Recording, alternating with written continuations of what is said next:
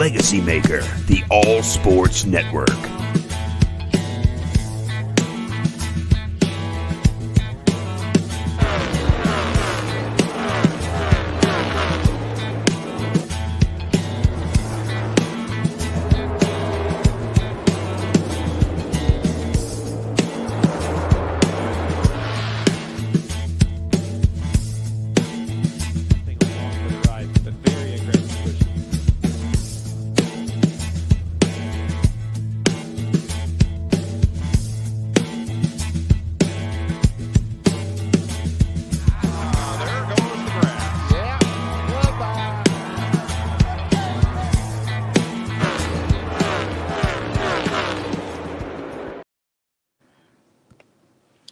Happy Sunday! Happy race day! We're finalizing our West Coast swing as we had Las Vegas, and now everyone, we're at Phoenix. We'll have to wait and see how Phoenix goes today. So I hope you brought your coffee, your tea, whatever hot thing you're drinking today, because it's time to get this party started. So we went to Las Vegas. There was a new tire compound, and well, tires were the topic of conversation because we had plenty of tire issues. I feel like this is a trend that we see all the time. And Vegas didn't let us down on that.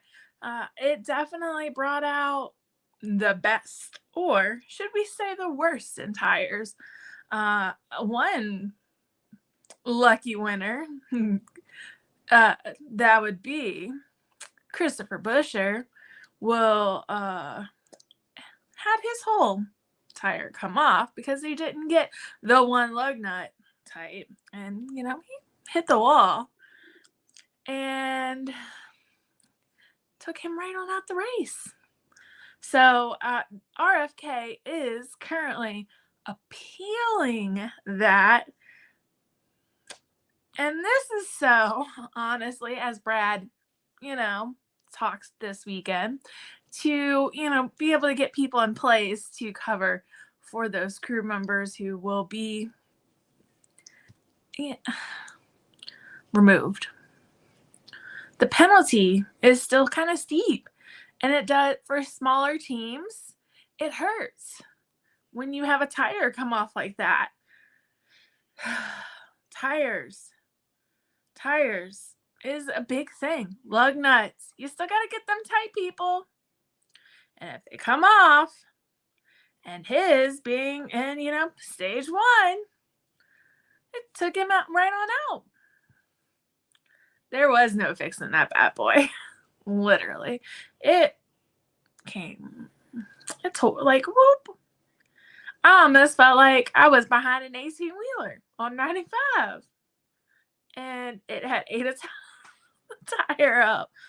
Oh, no, poor thing. But, the new right side tire definitely made things interesting. And we saw those tire issues come out quick. Christopher Bell was the first victim of a tire issue. He had a right tire explode. And that was within 10 laps. We saw last year how teams played with air pressure. Could it have been that, they didn't have enough air pressure in there? I'm not sure. And that air pressure in this new tire compound, I'm waiting to see, how that plays out. Is that what ultimately caused this to explode, or is it something different? I hadn't heard one way or the other what happened to Christopher Bell's tire yet.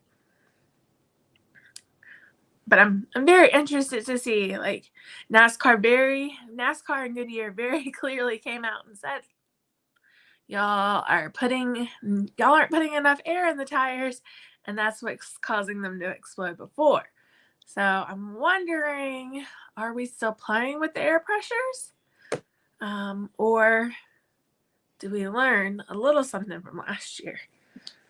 I guess we'll have to continue to watch, wait, and see how that, plays out. Everybody uses that break in state right there. 10 laps go. They're coming down pit road. They're getting fuel if they can. And I thought, this was going to be a good race. And that not one person was going to dominate this race. I was really looking forward to this. But that didn't happen. We see a good restart from William Byron, and he was able to get from the middle of the top 10, drops down, does like an elevator move is what I call it, pretty much, and goes from whoop and all the way up to the top. I was like, okay, I like that. Did we learn that on a video game too? Or car simulator? How did we learn that move? I don't know, but it was pretty smooth how he did that. And it was very smooth, like whew. And it was beautiful. It's like, okay. But, that was about all we heard from William Byron for the rest of the day. And it looked like from there, William picked up some debris on the front after they had fixed the wall from the issue where Christopher Buescher hit the wall. William then goes and picks up a very large black trash bag and sends his temperature soaring. I have to say, tops off. We've seen cars who temps get up that high, and normally they don't fare so well. So tops off to the engine makers to not have the cars explode. Engines go, or fluids come flowing out, especially with the bag being on that long. I was waiting to see, are you going to try to get up behind from somebody and get that off and then end up on somebody else? So he ended up having to lose time, though, instead by coming down pit road, getting that bag taken off. And, that just led to William losing all, sadly, steam, I guess you could say, towards his teammate that was like one of his biggest competitors in this race, and that was Kyle Larson. Kyle Larson and Kyle Busch start battling for the lead there at the end. We come to the end of stage 1, and Kyle Larson takes the lead and wins stage 1. We get a mix up in stage 2 when, everybody comes down for fuel and tires. We've been able to see how people from, mid-race or midway back in the pack are able to move up all the way to the front. And that's what Kyle Larson does again. He's been coming off about midway, his crew, doing their job. But for the most part, they're changing 4 tires while everybody else around them are not. They're doing either fuel only or only 2 tires. Kyle Larson is usually doing about 4. And he gets back up front and starts putting drivers' laps down.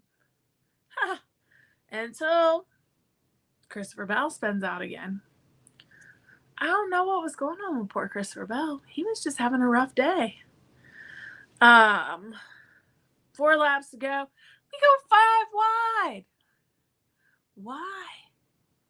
I don't know. It was only a few moments that we were 5 wide, but then down to 4 wide. I didn't think I'd ever see 5 wide on a track like that, but everybody was trying to get somewhere and get somewhere fast. And we were trying to get there. And we have Kyle Larson and Alex Bowman up there. And Kyle Larson gets, around Bowman, and, he wins stage 2. I'm like, oh boy, is this going to be the Kyle Larson day? Clearly, I shouldn't even have thought that, because that is what it ended up being. We get to stage 3, and we're going to see more issues. We see green flag racing. We get green flag pit stops. This, of course, stage 3 is the longest out of all of them. We have Tyler Reddick, who has been in the picture but hasn't quite been in the picture. He, has had to overcome some things, and he is, and it's great. When you're looking and you're watching him to see, okay, what's going to happen. At first the biggest competitor was going to be his teammate, Liam Byron. And now we have this picture of, okay, well, now we have Tyler Reddick coming in. How's this going to play out? Is Tyler Reddick going to be able to really be able to pull this off and maybe not allow Kyle Larson to actually win the race? I was hoping maybe Tyler Reddick could do it, but they came down pit road hoping to leapfrog Kyle Larson. Sadly, they have just a slightly longer stop than expected. Pit road is either where you can win a race or where you can lose a race, especially on green flag pit stops. And one thing I do have to say about Kyle Larson's team is that for the most part, they are a very consistent team. They are a very thorough team. And they have won the All-Star Challenge before, being one of the fastest teams. So I have to say, Tyler Reddick's team was going up against one of the best when they try to leapfrog. When you go up against the best, you got to bring your A game. And they had a slightly slower stop when they went to leapfrog, and that didn't turn out that they got to leapfrog. But Tyler Reddick and Kyle Larson did pull themselves apart from the rest of the group. After Corey LaJoie spins and blows his tires, and this, gives us a great shootout between the two. And we see Tyler trying to get there. He is using everything he can to catch up with Kyle Larson. They drive both of them are driving very cleanly. It came down, very close. Not as close as Atlanta, but it did come down fairly close with Kyle Larson getting the sweep of all 3 stages and becoming the winner. Kyle Larson's son first came out, and then followed by his daughter. And yes, I know, I've seen the video of his son pulling on the spoiler. I've seen it. I know that they're like, oh look, there goes Hendrick cheating again. Whose kid doesn't mess with their car? Let's be honest. At some point, you're excited. I'm not. They did get on NASCAR radio on Sirius XM, talk about it. They weren't going to interrupt it. It's a celebration at that point in time. However, if the spoiler did come into question, then of course they would have to say something, and definitely do something about it moving forward. The spoiler didn't come into question when they did the post-race inspection of the car, but they're not going to take the human portion or the family portion out of a celebration like that. Which, I mean, I understand. I see both sides. Like, everybody's trying to find the gray area. My husband lives in that area sometimes. So everybody's always trying to find that gray area of where they can find things to do to get that little extra inch or a little extra second off of their time. Even though, yes, it's a second, every little second adds up. So I get it. I see both, like, us as fans, saying, that could be cheating. He could have, bent that spoiler, and how would we have known? So yeah, I get it. And I also see NASCAR side of, this is a family sport. There's families in the stand. There's also, these are our families that come as well, who race,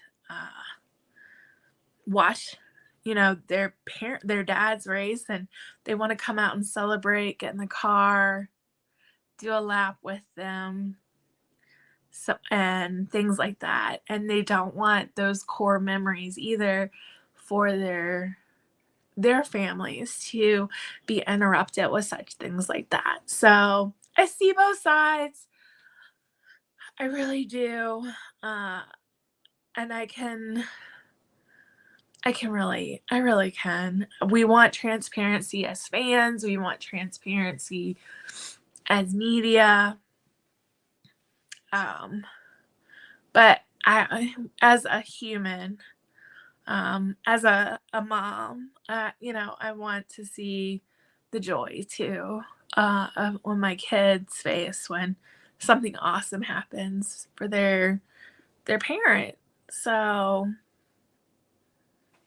it makes me happy to see that too, like them getting to celebrate a joyous moment like that. So it's hard either way you look at it. What can you say? It's just one of those difficult things.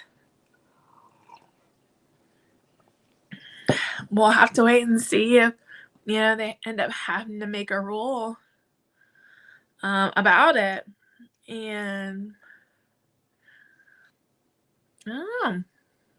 it's definitely going to be fun. Whew. To watch and see. I mean, Kyle Busch's son's come out and rode in the car with him. I think Tyler Reddick's son has come out and rode with him. But I don't think any of them have necessarily messed or touched the spoiler. So I guess we'll just have to wait, watch, and see how NASCAR moves forward from there.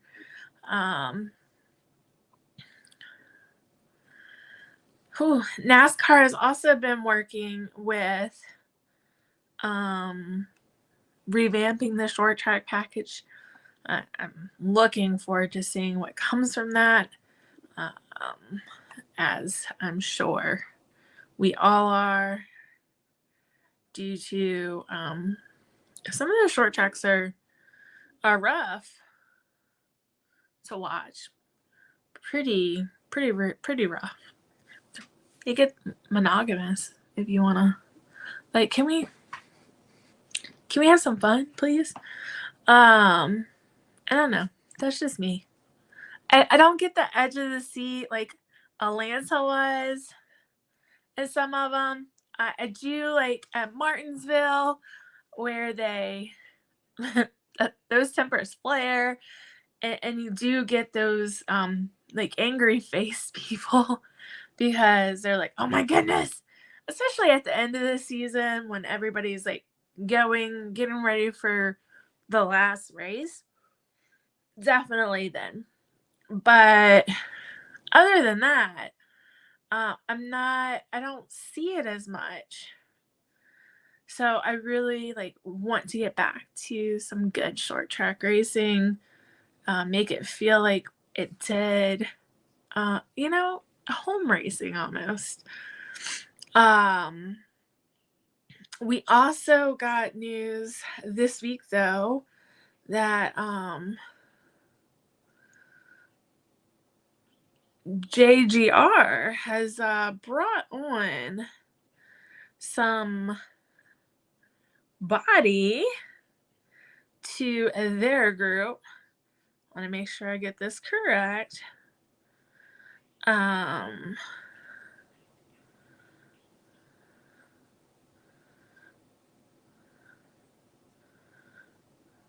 Before